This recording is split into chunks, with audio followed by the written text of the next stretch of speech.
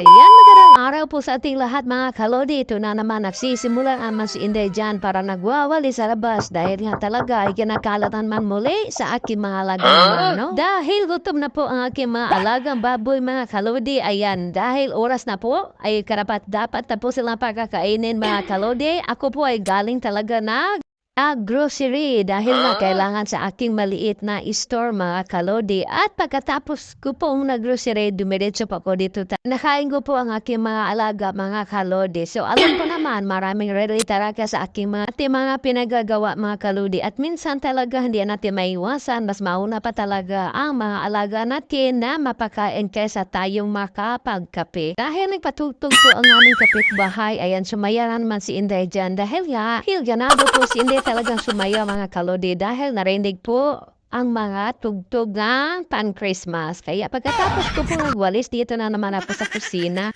yanambakan po ako ng mga hugasan mga kalodi. Iwan ko ba, ganyan talaga ang aking mga kasamahan dito sa bahay. Ako talaga, ayaw ko talaga may mga hugasan.